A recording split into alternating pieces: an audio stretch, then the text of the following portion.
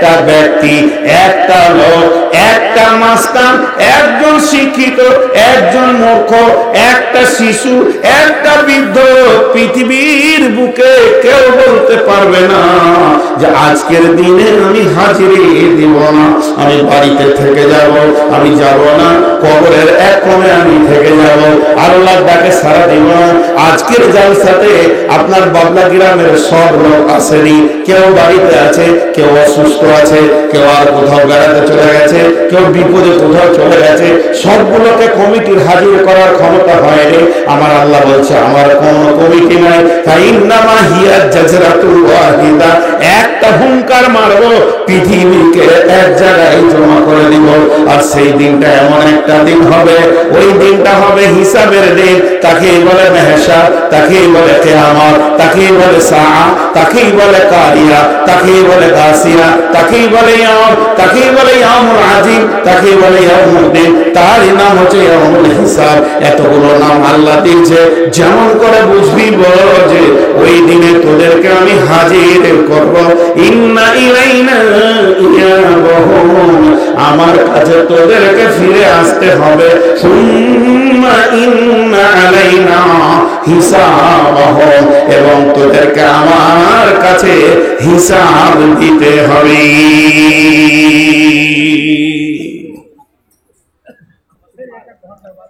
এখনো পানি আসেনি না ভাই, আমার টাইমটা কতক্ষণ? জি ভাই, হ্যাঁ মানে আমাকে তো আদায় তো ঠিক টাইম ধরতে হবে। জি ভাই, খুব হুঁশিয়ার। আল্লাহ কিসের হিসাব নেবেন? যেটা দিয়েছেন ওইটার হিসাব নেবেন। ইলমের শুরু কি, ইলমের শেষ কি, কথা বোঝার চেষ্টা করেন। একটা ছেলে ক্লাস 10-এ দাখিলা নিল, 10 ক্লাসটা কখন শেষ হবে? মার্চ মাসে, এপ্রিলে ওর পরীক্ষা হয়ে যাবে, রেজাল্ট হাতে আসবে, ওর শেষ হয়ে গেল একটা ক্লাস। তো দিনের ইলমে শুরু কি, দিনের ইলম শেষ কি? দিনের ইলম শুরু হচ্ছে আলাস্তু বিরাব্বিকুম ক্বালু বালা, দিনের ইলমের পরীক্ষা হচ্ছে মান রব্বুকা, দিনের ইলমের শেষ রেজাল্টের দিন হচ্ছে ফাআম্মা মান উতিয়া কিতাবাহু বিয়ামিনিহি ফাসাউফা ইউহাসাবু হিসাবান ইয়াসীরা। ক্লিয়ার হয়ে গেল? তো আল্লাহ তাবারাক ওয়া তাআলা আপনার আমার কাছে কিসের হিসাব নেবেন, কি হিসাব নেবেন? ভাইরা আমার, দুইটা জিনিসের কথা আল্লাহ যে আয়াতটা পড়েছি, আয়াতের ভিতরে দুইটা জিনিসের কথা বলা হয়েছে।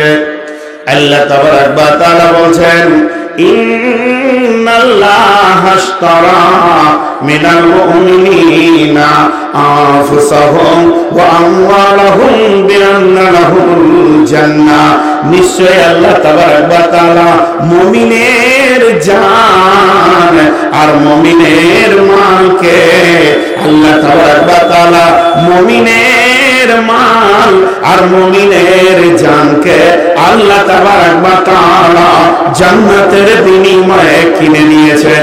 মুমিনের মাল মুমিনের নয়, মুমিনের জান মুমিনের নয়, এ দুটিকে আল্লাহ জান্নাতের বিনিময়ে কিনে নিয়েছেন। মুমিন কোনদিন স্বাধীন হতে পারে না। আল্লাহ তাবারাক ওয়া তাআলা কিয়ামতের ময়দানে এই দুটি জিনিসের হিসাব মুমিনের তোমার কাছ থেকে নেবে। একটা হলো মাল আর একটা হলো জান। একটার নাম মাল আর একটার নাম জান। দুইটি জিনিসের হিসাব কিয়ামতের মাঠে দিতে হবে। এবার হিসাবটা কেমন করে নেবে একটু ধৈর্য ধরে শোনেন, আমি একটু উদাহরণ দিচ্ছি। আল্লাহ তাবারাক ওয়া তাআলা বলবেন, নূর মুহাম্মদ, তোকে আমি 70 বছরের জীবন দিয়েছিলাম, তোকে আমি 60 বছরের জীবন দিয়েছিলাম, আর 60 বছরের জীবনে তুই 2 কোটি টাকা ইনকাম করেছিস। এই দুটির হিসাব তুই আমাকে দে। 60 বছরে প্রতিটি বছরে 12টা মাস ছিল, প্রতিটি মাসে 30টা দিন ছিল, প্রতিটি বছরে 360টা দিন ছিল, প্রতিটি দিনে 24টা ঘন্টা ছিল, প্রতিটা ঘন্টাতে 60খানা মিনিট ছিল, প্রতিটা মিনিটে 60টা সেকেন্ড ছিল, 1 সেকেন্ড 2 সেকেন্ড 3 সেকেন্ড করতে করতে তুই 1 মিনিট, 1 মিনিট 2 মিনিট করতে করতে 1 ঘন্টা, 1 ঘন্টা 2 ঘন্টা করতে করতে একটা দিন, 1 দিন 2 দিন 3 দিন করতে করতে একটা মাস, একটা মাস হয়ে গিয়ে একটা বছর। এরকম তোকে যে 60 বছর দিয়েছিলাম, 60টা বছর তুই কোথায় কোথায় ব্যয় করেছিস? তুই চায়ের দোকানে ছিলি, পানের দোকানে ছিলি, শ্বশুর বাড়িতে ছিলি, স্কুলে ছিলি, কলেজে ছিলি, হসপিটালে ছিলি, খেতি বাড়িতে ছিলি, মাঠে ছিলি, চাকরিতে ছিল, কোথায় ছিলে? প্রতিটা সেকেন্ড তোকে জীবনের হিসাব, একই বলে জীবনের হিসাব, তিলে তিলে সেকেন্ডে সেকেন্ডে বুঝিয়ে দিতে হবে। এরপরে আপনি ধরে নেন, বুঝে নেন, আপনাকে আল্লাহ জিজ্ঞেস করছে, বল তুই কোথায় ছিলি? সোমবার দিন সকালে তুই কোথায় ছিলি? বলে আল্লাহ আমি সকালে উঠে মুখ ধুয়েছিলাম, তারপরে আমি খেতে কাজে গেছিলাম। বলে চল আগেবার, তারপরে কি করলি? বলে জোহরের আজান হয়ে গেল, আমি মসজিদে এসে নামাজ পড়লাম, তারপরে খানা খেয়ে শুয়ে গেলাম। আপনি হিসাব দিতে শুরু করেছেন, আল্লাহ শুনতে শুরু করেছে। যেতে যেতে বললেন আসরের আজান হলো, আমি উঠলাম, আবার মসজিদে চলে গেলাম, মসজিদে গিয়ে নামাজ পড়লাম, চা খেতে মন গেল, চায়ের দোকানে গিয়ে বসলাম, আমি চা খেলাম। তারপরে বলবো আল্লাহ এরপরে কি করলি? বলে চায়ের দোকানে আমি বসেই থেকে গেলাম, একটা চা খেতে 10 মিনিট লাগবে, 15 মিনিট লাগবে, চা বানাতে গেলে 20 মিনিট লাগবে, আমি 1.5 ঘন্টা কাটালাম। আল্লাহ তাআলা রব্বুল আলামিন যদি একবার বলে দেয় কেন কেন কেন কেন, পৃথিবীর যত মানুষ আছে কেন বলে টপকে দেয়া যাবে, কিন্তু আল্লাহর কেনকে টপকাবার ক্ষমতায় কারো নাই। বিশ্বনবী বলছেন যেদিন তোকে কিয়ামতের মাঠে আল্লাহ কেন বলে দেবে, কিউ বলে দেবে, তো জেনে নে তোর জাহান্নাম ওয়াজিব হয়ে গেছে। পৃথিবীর যত উকিল আছে, যত ব্যারিস্টার আছে, যত বুদ্ধিমান আছে, ওকে তুই চালাকি করে ভাগিয়ে চলে যেতে পারবি, কিন্তু আল্লাহর কেনকে টপকানোর মতো পৃথিবীর কোন ব্রেন তৈরি হয়নি, পৃথিবীর কোন দিমাগ তৈরি হয়নি যে আল্লাহর কেনকে টপকে সে পেরে যেতে পারবে। তো আল্লাহ যদি আপনার আমার জিন্দেগির হিসাব নিতে গিয়ে কোনো এক জায়গায় কলমটা দাঁড় করিয়ে দিয়ে বলে কেন, ওই কেনটাকে টপকাবার ক্ষমতা হবে না। ভাইয়ের আবার আল্লাহ তাআলা মুমিনের মালকে এবং জানকে জান্নাতের বিনিময়ে কিনে নিয়েছে। হে মুমিন, তুমি স্বাধীন নও, তোমার মালও স্বাধীন নয়, তোমার জানও স্বাধীন নয়। যেদিন আল্লাহ ডাকবে ইকাতিলুনা ফি সাবিলিল্লাহ ফায়াকতুলুনা ওয়া ইউক্তালুনা ওয়া'দান আলাইহি হাক্কান ফিত তাওরাতি ওয়াল ইনজিল ওয়াল কুরআন ওয়া মা ফাবিআহাদিহি মিনাল্লাহ ফাস্তাবশিরু বিতাইয়িকুমুল্লাযী বা'য়াতুম বিহি। হে মুমিন শোনো, যখন তোমার প্রয়োজন হবে তুমি কাউকে কতল করো, প্রয়োজন হলে তুমি নিজে কতল হয়ে যাও।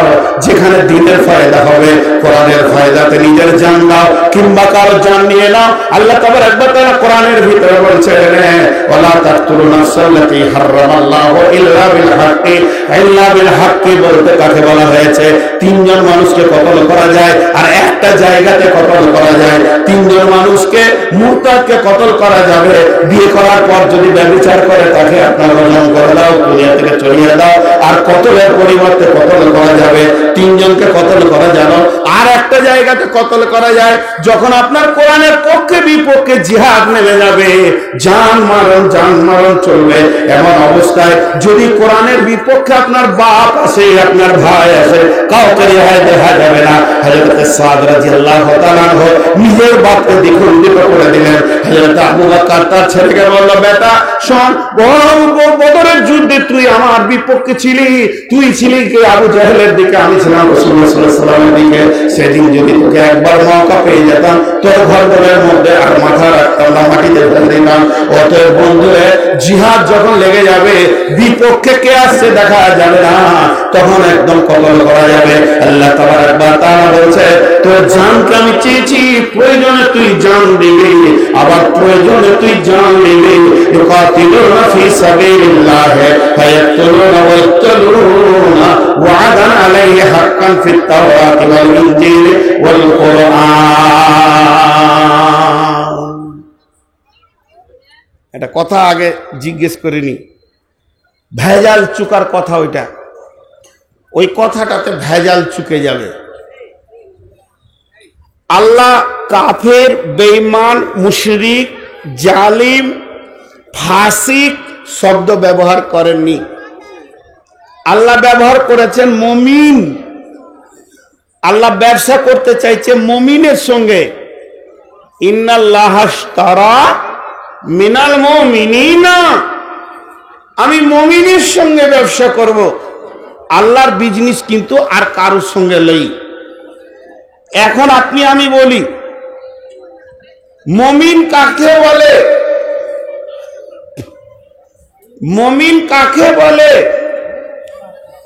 কোন মুফাসসির বলছেন যে মুমিন বা মানা মুসলিম। মুসলিম আর মুসলিমের উদাহরণ দিয়েছেন বিশ্বনবী। কেমন?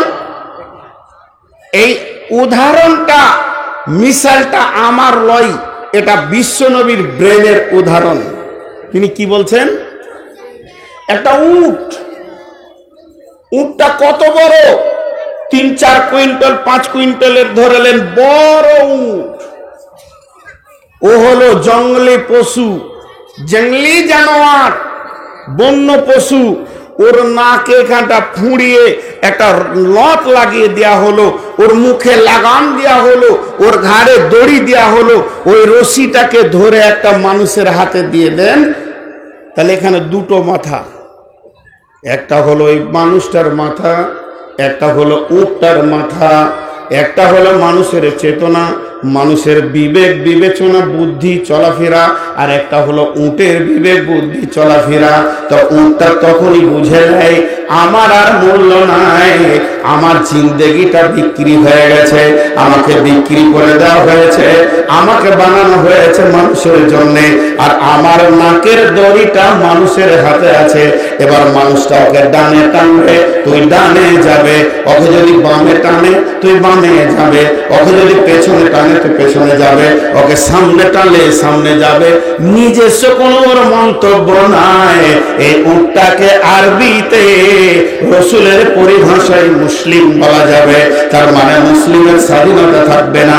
যেদিন আমরা পড়ে নিয়েছি কালেমা, আল্লাহকে আল্লাহ বলে মেনে নিয়েছি, আশহাদু আল্লা ইলাহা ইল্লাল্লাহ ওয়া আশহাদু আন্না মুহাম্মাদান আবদুহু ওয়া রাসূলুহু, এই কালেমা যেদিন পড়ে নিয়েছি, যে ব্যক্তি নিজেকে মুসলিম বলে দাবি করবে, যার দাবি থাকবে আমি মুসলিম, তার আর নিজস্ব কোনো স্বাধীনতা থাকবে না।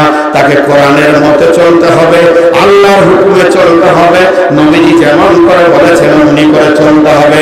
মা আতাকুমুর রাসূল ফাখুযুহু ওয়া মা নাহাকুম আনহু ফান্তাহু, আল্লাহ আর নবী যেমন তোমাকে বলবে ওই রকম তুমি চলবে, যেটা মানা করবে ওটা তোমাকে রুখে নিতে হবে।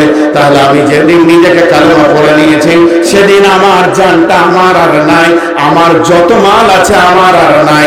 আমার জানটা কোরআনে বলবে তুই দিয়ে দে, ওই জায়গায় তোকে দিয়ে দিতে হবে। আমার মালটা কোরআন বলবে ওই জায়গায় দিয়ে দে, সেই জায়গায় তোকে দিয়ে দিতে হবে। এর নাম হচ্ছে মুমিন। গরম পানি খাবো না, হ্যাঁ আমার গলা বসবে না। 22 বছর চালাচ্ছি, গরম পানি তো জাহান্নামীদেরকে দিবে। বোতল একটা পাশে নামা, আমার অসুখ আছে, আমি টুকটুক করে খাবো, অত্যন্ত সুগারে আমার গলার চাপ হয়। কারবালার ময়দান এসেছি না বাবলা বোনা এসেছি? জি হলো, আসুক। তো আমার আর স্বাধীনতা নাই। এবার মালটাকে আগে 2 ভাগ করি, তারপরে জানে পরে যাব। আমি 20 বিঘে জমির মালিক। জি ভাই, 2 কোটি টাকার মালিক। আমি নিয়ত করেছি আজকে 1 লাখ টাকা দান করব, যেখানে মন যাবে করব। চলবে না, তোমার স্বাধীনতা নাই। তুমি গানের মজলিসে দান করবে, আল্লাহর কাছে মুজরিম হিসেবে তোমার নাম এসে যাবে। তুমি মার্ডারের পেছনে দান করবে, আল্লাহর কাছে মুজরিম এসে যাবে।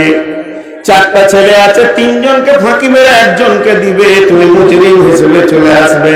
যদিও তোমার মাল, তোমাকে স্বাধীনতা দেওয়া হয়নি, ওই মালটা তুমি কোথায় খরচা করবে আল্লাহ তাবারক ওয়া তাআলা বলে দিবেন, ওয়া তাল মাআলা আলা হুব্বিহি যাবিল কুরবা ওয়াল ইয়াতামা ওয়াল মাসাকিনা ওয়া ইবনাস সাবিলি ওয়াস সাইলিনা ওয়া ফির রিকাব। মুসলিম একটা টাকা তো দূরের কথা, একটা নয়া স্বাধীনভাবে দিতে পারে না, তাকে কোরআন বলে দেবে ওই জায়গায় দিতে হবে। বিশ্বনবীকে একজন সাহাবী বললেন, ইয়া রাসূলুল্লাহ, আমি সব আল্লাহর রাস্তায় দান করে দেব।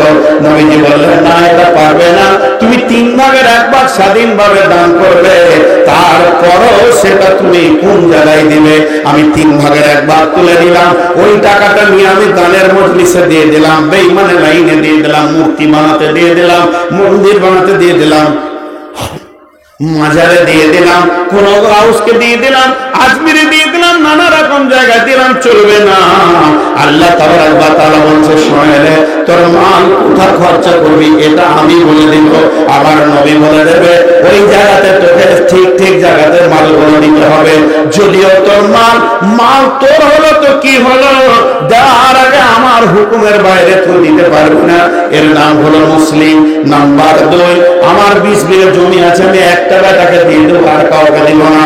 আল্লাহ আর নবী বলছেন, মান কাতা মেরা সাওয়ারিসিহি কাতা আল্লাহু মিরাসাহ ইয়াউমাল কিয়ামাতি ফিল জান্নাহ। একজনকে যদি তুমি লিখে দাও, বেটিকে যদি ফাঁকি দিয়ে দাও, বেটির বিয়ে দিয়ে দিয়েছো, হজে যাচ্ছ, বেটাদেরকে জমি লিখে দিলে, আর বেটিদেরকে বললে মারে মাফ করে দিস, তো 10,000 করে টাকা নিয়ে চলে যা, আর 10 বিঘা 20 বিঘা জমি বেটিদেরকে লিখে দিয়েছো।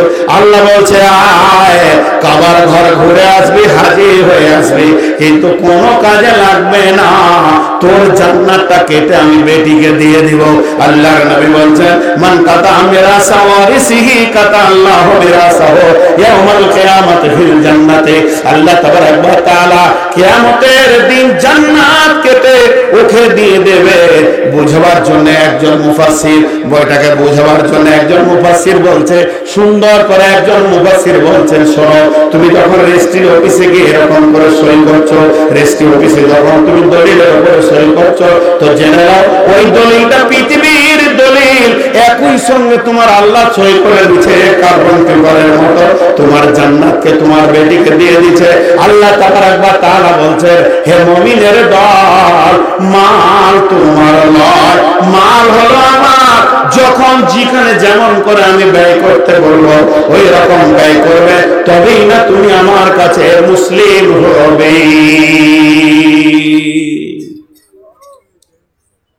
মাদানি ভাই পালিয়ে গেল নাই, বাড়ি চলে যাবে।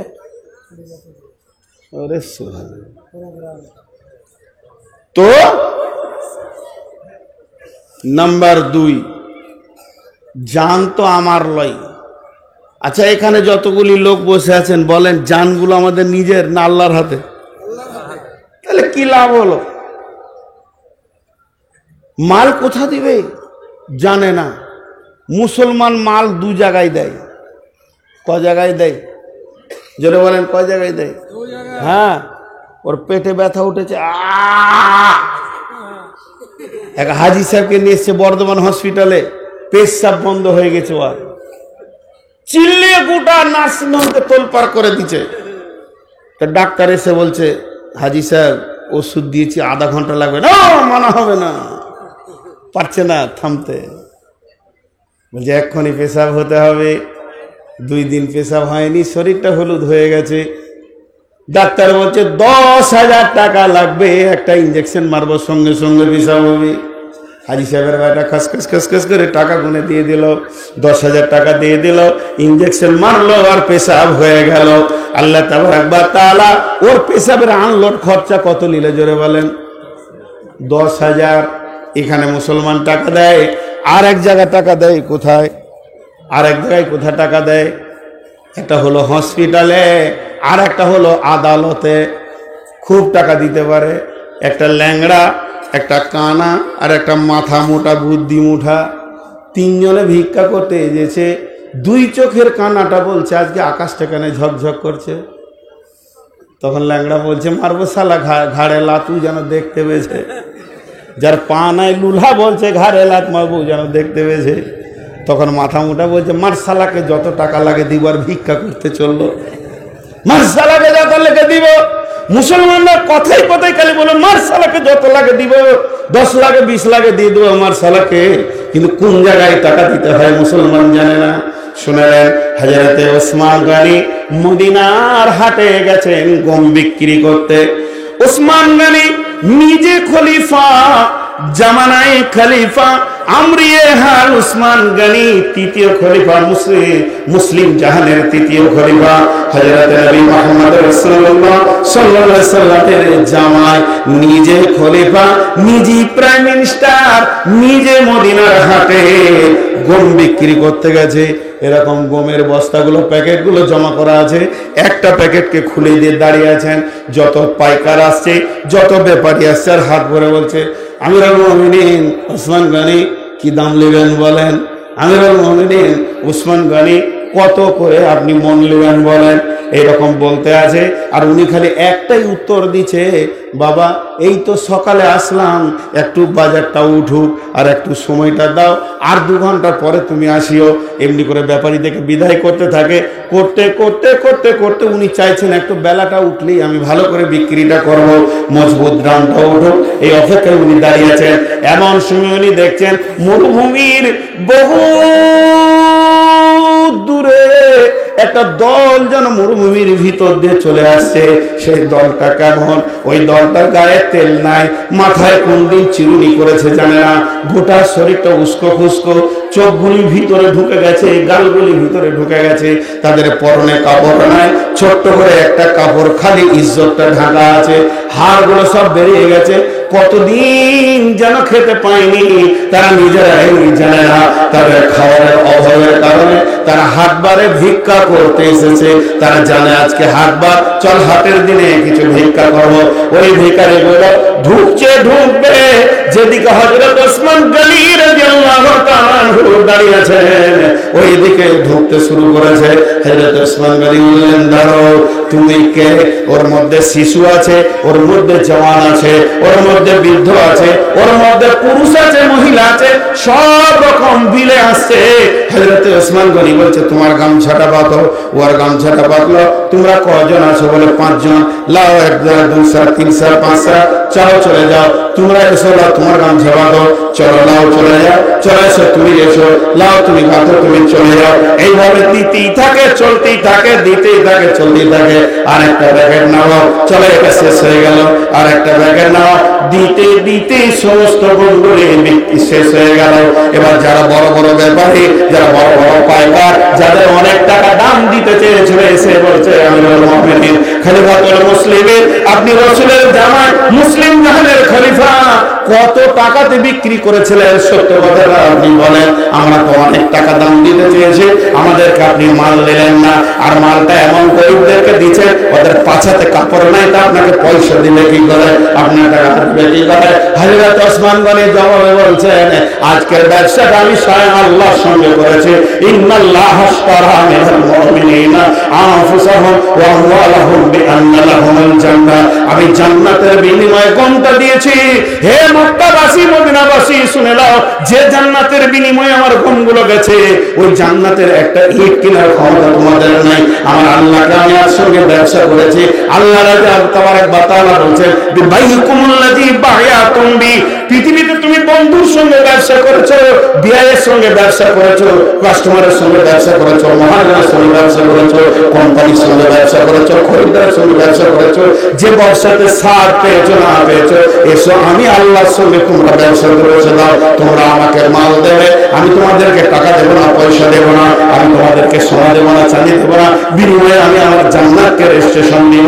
ইন্নাল্লাহ আশতারা মিনাল মুমিনিনা আনফুসাহুম ওয়া আমওয়ালাহুম বিআন্না লাহুমুল জান্নাহ। এটা তো মালের গেল, আর জানের শুনবেন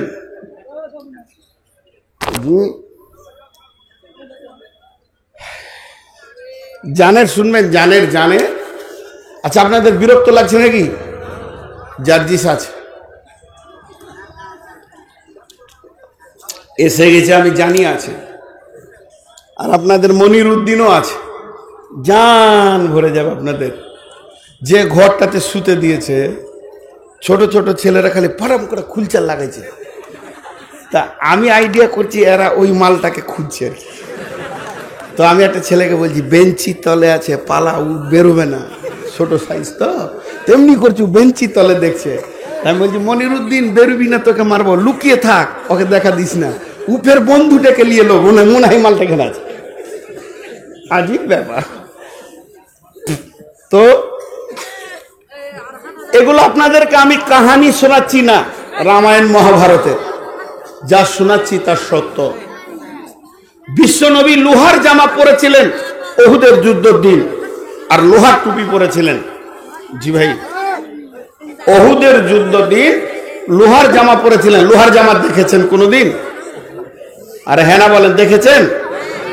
যদি না দেখেছেন তো বেশি দূর লাগবে না, চলে যাবেন এই মুর্শিদাবাদ ট্রেন ধরে, নবাব সিরাজদৌল্লার একটা লোহার জামা এখনো তোলা আছে হাজারদুয়ারিতে, আমি দেখেছি। তো লোহার জামা বলতে গোটাটাই লোহা নয়, এই ছোট ছোট রিং, ছোট ছোট রিং বুঝছেন তো, ওই চেন যেমন তৈরি করে ওই রকম ছোট ছোট রিং দিয়ে গোটা ছিটটাকে তৈরি করে তারপরে জামা তৈরি হয়েছে আর কি। শুধু রিং, শুধু রিং, এটা লোহার জামা। তো বিশ্বনবী লোহার জামা পরে আছেন। আমি তো টাকা চাইনি এখন, আমার 200 টাকার তো আমার দোকান নয়, আমার হোলসেল, 1000-এর উপরে কোনো বেচা কিনা নাই এখানে। খামকার 200 টাকায় জান্নাত নিবে, কিরম ফাইলাম শুরু করেছে, জান্নাতের গন্ধই পাবে না।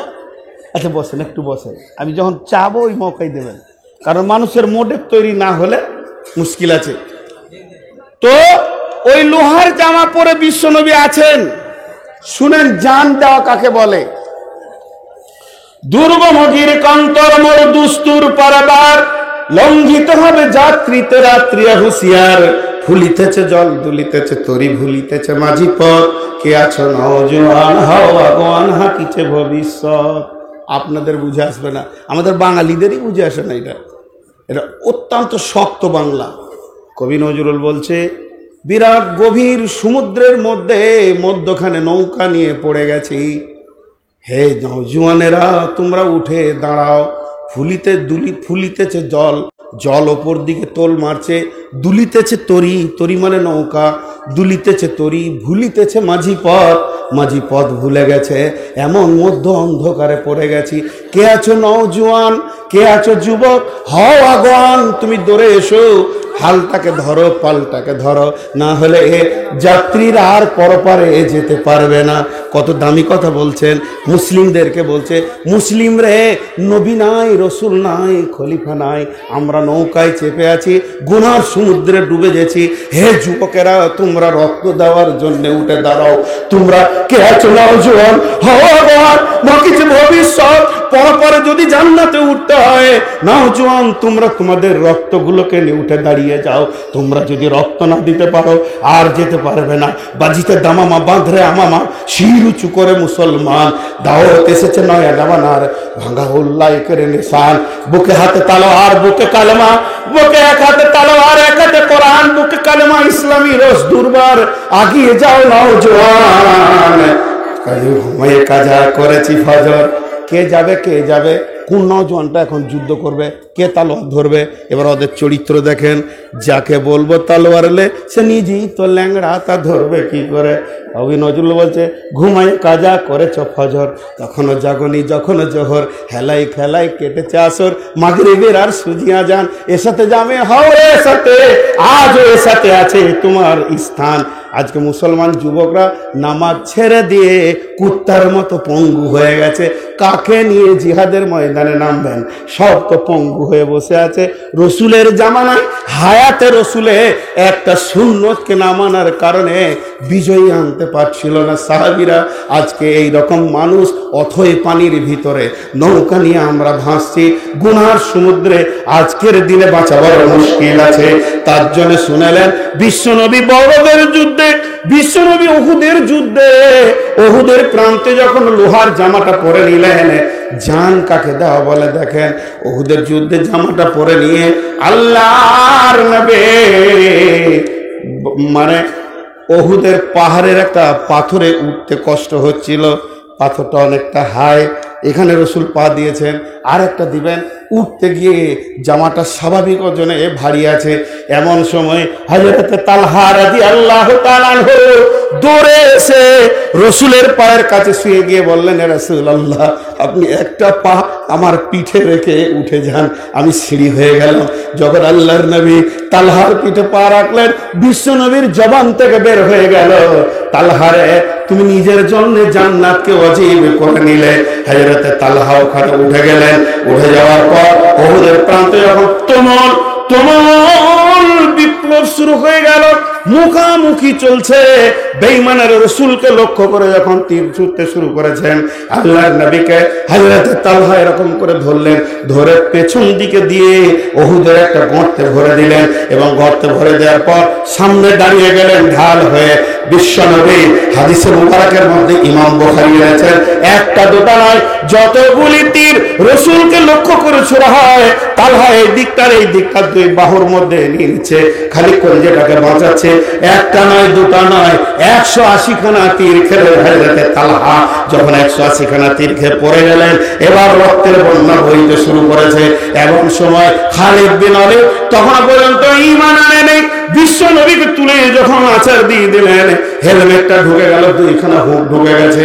এদিকে হেলমেট ঢুকে যাওয়ার কারণে রাসূলের রক্তে রঞ্জিত হয়ে গেল, দাঁত শহীদ হয়ে গেল। হযরত আবু বকর ধরছেন, আবু বকর ধরে এসে রাসূলের মাথায় আর গর্দনে হাত দিয়েছে, দাঁত দিয়ে হুকটাকে বের করবে। এমন সময় তালহা অতগুলি তীর খাওয়ার পর বলছে, ভাই আবু বকর, তোমাকে আল্লাহর কসম দিচ্ছি, আজকের দিনে রাসূলের তীরটা বার করার তোমার হক নাই, আমি আল্লাহর হক আছে। আল্লাহর নবী আবু বকরের মুখটা সরিয়ে দিলেন, হযরত তালহা হুক দুটো বের করলেন। আল্লাহ তাআলা এমন ভাবে সাহাবীরা নিজের জীবনকে দিনের জন্য দিয়েছেন। এই তালহা যেদিন মারা যায়, তালহা যেদিন পৃথিবী থেকে চলে যান, তালহা যেদিন আর পৃথিবীতে নাই, পৃথিবী শেষ হয়ে গেছে, আল্লাহর নবীর জানাজা পড়লেন। জানাজাকে পড়লেন আল্লাহর নবী পড়লেন। বিশ্ব নবী জানাজা পড়ার পর যখন তালহা দাফন হয়ে গেল, তালহাকে যখন কবরে দিয়ে সমাধি করে দেওয়া হলো, বিদায়ের পালা পড়েছে, বিশ্ব নবীর চোখের পানি ছেড়ে বলছেন, এই আল্লাহ, এই আল্লাহ, এই আল্লাহ, আমি তোমার কাছে বড় আবদার করছি না, তোমার আখিরি পয়গম্বর, তোমার আমি শেষ নবী, আমি তোমার শেষ হাবিব, তোমার কাছে একটা আমি আরজি রাখছি, আরজিটাকে তোমাকে পুরা করে দিতে হবে। তালহা আমার কাছে ছিল, আমি তালহাকে তোমার কাছে জমা দিলাম। যেদিন ইসরাফিল সুর করবে, তালহা যেদিন মদিনার বুক থেকে লাব্বাইক দিয়ে উঠবে কিয়ামতের ময়দানে, সেদিন তুমি তালহাকে দেখে হাসবে, আমার তালহা তোমাকে দেখে মুচকি হাসবে, তুমি তালহাকে দেখে হাসবে। এই সৌভাগ্যটা কখন হয়েছিল? যখন তার দিনের জন্য জান দিয়েছিল। আমার বক্তব্য বাবলাতে চলবে না, এই বছরই শেষ। বাবলা বোনা ওই জন্য আরো চলবে না, বোনাতে আরো চলবে না, শুধু বাবলা হলে খানিক চলতো। জি, তো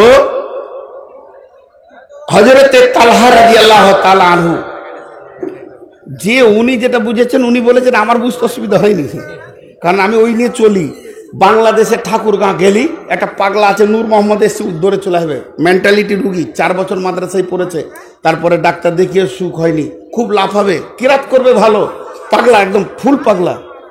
ওকে কমিটির লোক একদিন মারছিল, লাফালাফি করছে, তাই আমি বললাম মারিয়েন না, পাগলা ঠান্ডা করতে আমি পারি, চলে এসো। ওকে স্টেজে বসিয়ে দিলাম, ভাই আপনারা বসেন, এরপরে মফিজুল বাইন করবে, বলছে ঠিক বলেছেন, ঠান্ডা হয়ে থেকেই গেল, বুঝলেন, দোয়া করে দিলাম, তো চলে গেল ঘর। তো পাগলা আছে, সব রকম মানুষ থেকে আমাদেরকে সব কিছু চলতে হয়। তো যাই হোক, তালহা রাদিয়াল্লাহু আনহু জান দিলেন। তাহলে ওই দিকে প্রথমে ওসমান মাল দিলেন, এই দিকে তালহা জান দিলেন। এবার আপনাদেরকে জান আর মাল মিলিয়ে শোনাচ্ছি একটা ঘটনা। জি, সাহাবীটার নাম আব্দুল্লাহ যুলবাদাতাইন, তার আগের নাম ছিল আব্দুল উজ্জা। আমি যে মসজিদটা চালাই, আমি ইমাম নয়, একটা মসজিদকে দায়িত্ব নিয়ে 2-3টা মসজিদ চালাই। তার মধ্যে একটা মসজিদের ইমাম হচ্ছে মুসলিম।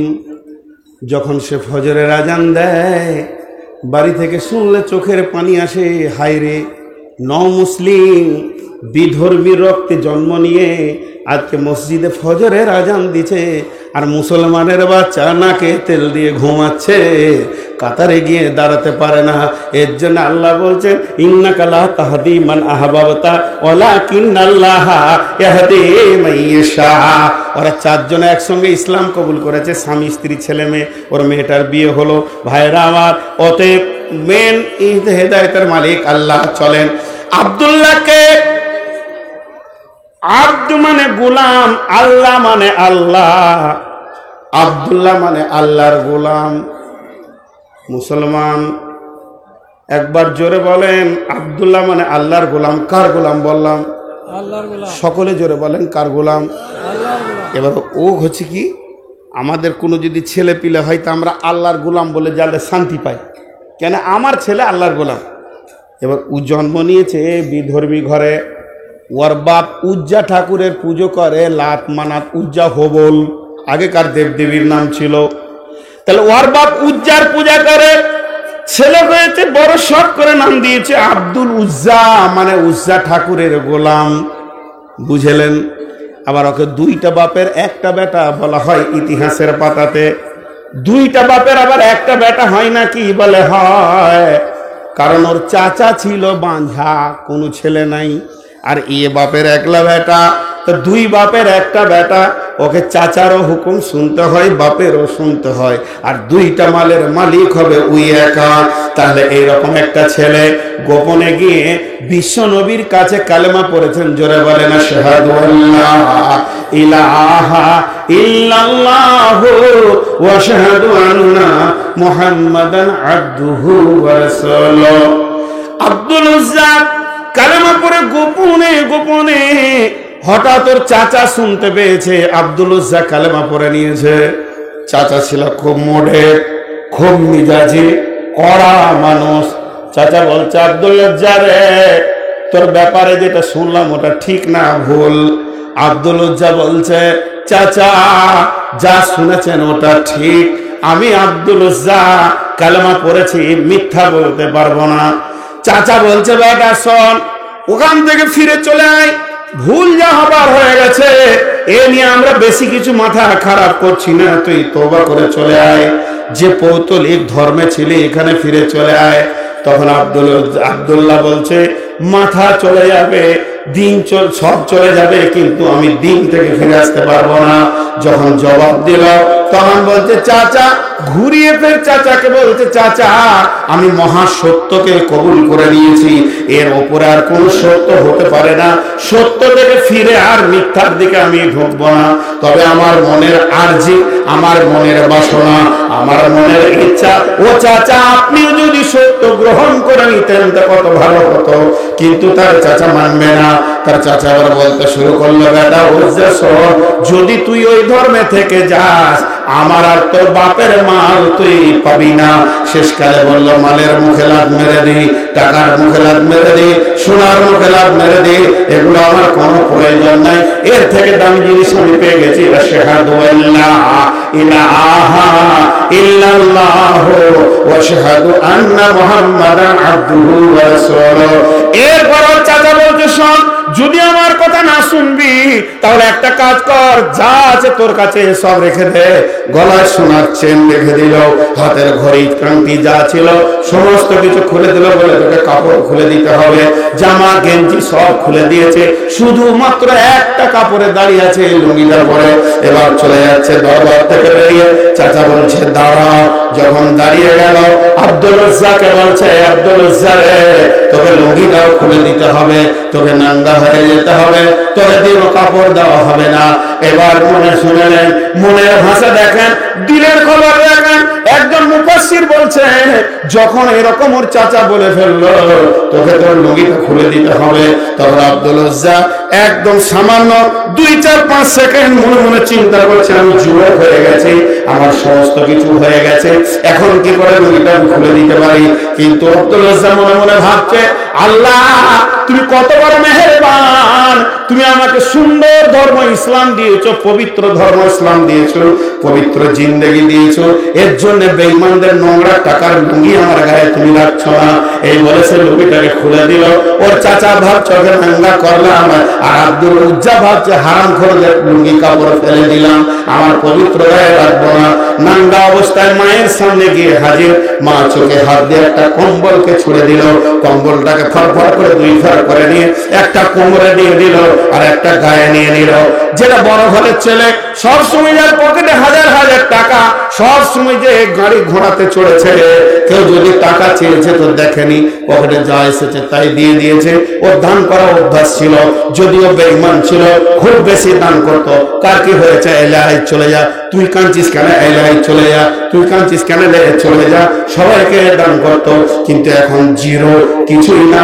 2টি কম্বল নিয়ে মসজিদে নববীতে গিয়েছে। আল্লাহর নবী আব্দুল উজ্জার দিকে তাকিয়ে বলে, তোমার এমন অবস্থা কেন? আব্দুল উজ্জা বলে, ইয়া রাসূলুল্লাহ 70 দিন কিলামাকে আমি গ্রহণ করেছি, এর জন্য আমার অবস্থা এরকম হয়ে গেছে।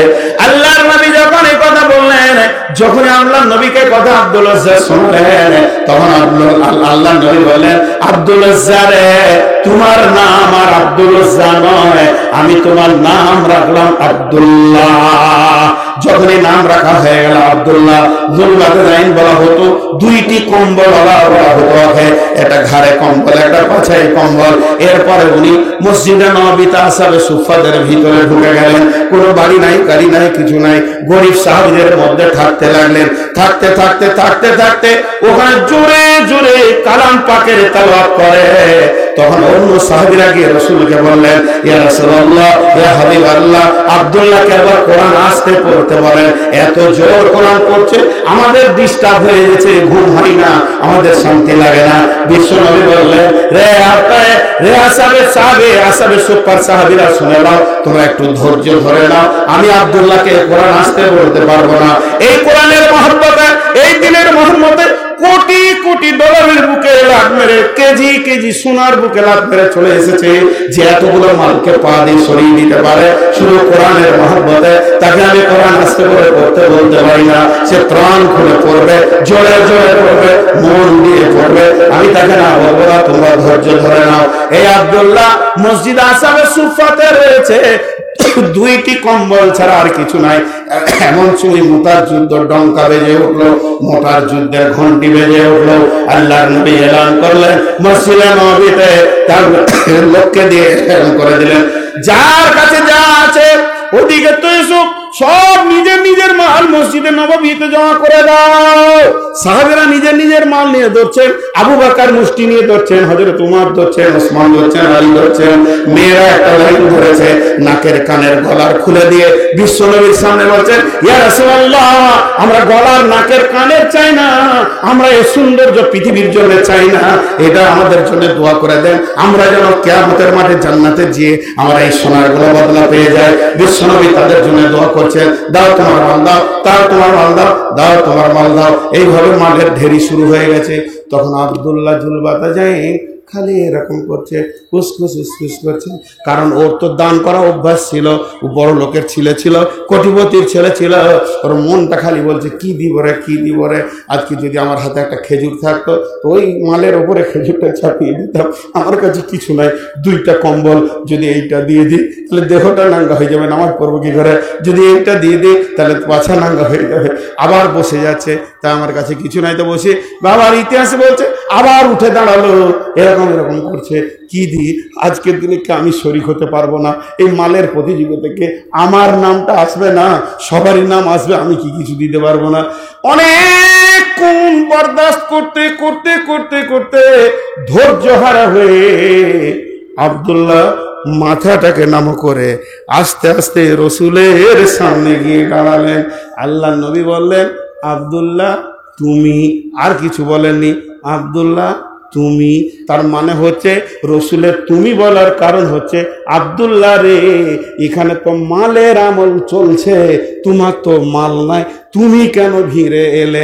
এর জন্য নবী বলছেন আব্দুল্লাহ তুমি। যখন এই কথা বলেছেন হযরত আব্দুল্লাহ কেঁদে ফেললেন আর কাঁদতে কাঁদতে বলছেন, ইয়া রাসূলুল্লাহ, হে অনেকক্ষণ থেকে মন চাইছিল আজকের মালের প্রতিযোগিতাতে আমি শরীক হব। ও দয়ার নবী গো, আমি অনেকক্ষণ থেকে ভেবে কিছু পাচ্ছি না, আমার কাছে একটা খেজুর নাই, একটা খেজুরের আঁটি পর্যন্ত মালিক আমি নয়, তাহলে এখন কি দান করা যায়? অনেক ভেবে ভেবে ভেবে ভেবে একটা মাল আমি খুঁজে পেয়েছি। দয়ার নবী গো, ওই মালটা আপনি গ্রহণ করবেন কিনা বলেন? যদি আপনি গ্রহণ করেন তা আমি আব্দুল্লাহ খুশি হয়ে যাব। নবীজি বললেন সেটা কি? তখন আব্দুল্লাহ বললেন, ইয়া রাসূলুল্লাহ, আল্লাহ আমাকে একটা জান দিয়েছে, জানটা কবুল করে নেন, আমাকে জিহাদের যাওয়ার পারমিশনটা দিয়ে দেন আর আমাকে শহীদের দর দিয়ে দেন, তাহলে আমি সবাই মাল দিয়েছে আমি জানটা দিয়ে দেব। আল্লাহ নবী বললেন, আব্দুল্লাহ রে, তোমাকে জিহাদে কবুল করে নেওয়া হলো। আব্দুল্লাহ কবুল হয়ে গেল।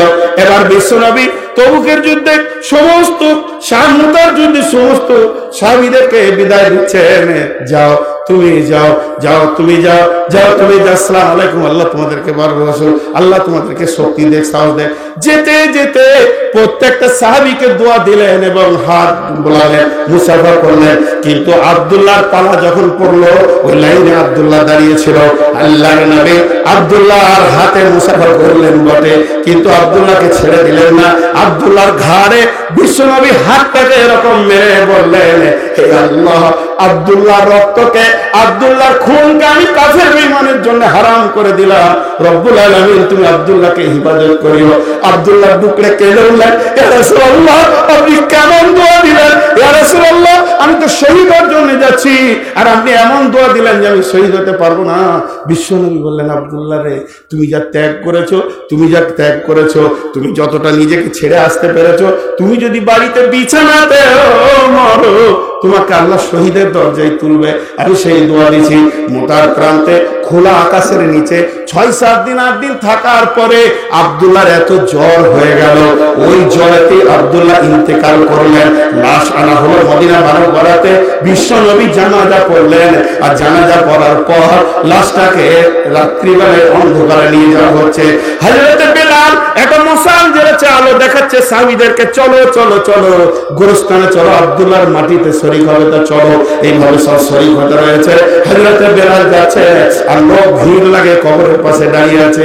হযরত বেলাল বলছে, কে যেন আওয়াজ দিচ্ছে মাটির কবরের ভিতর থেকে, মাটিতে দাঁড়িয়ে বলছে, তোমাদের ভাইকে আস্তে আস্তে করে কবরে নামাও, তোমাদের ভাইকে আস্তে আস্তে করে কবরে নামাও। হযরত বেলাল বলছে, গলার কণ্ঠটা আমার পরিচয় মনে হলো, আমি ভিড়কে ফেলে দিলাম, ভিড় কবরে গিয়ে দেখছি কে লাশ নামানোর জন্য দাঁড়িয়েছে, কেউ নয়, তিনি আখিরি পয়গম্বর নবী মুহাম্মদ রাসূলুল্লাহ সাল্লাল্লাহু আলাইহি ওয়াসাল্লাম নিজে কবরে নেমেছেন।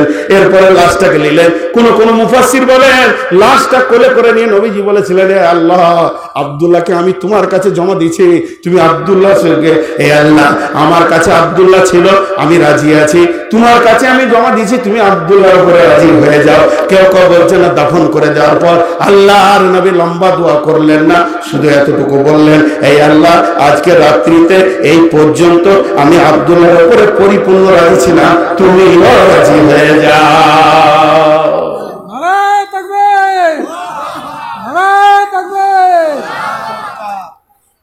আমি একটা আব্দুল্লাহ দেখবো 50,000-এর, কে দাঁড়াতে পারবেন?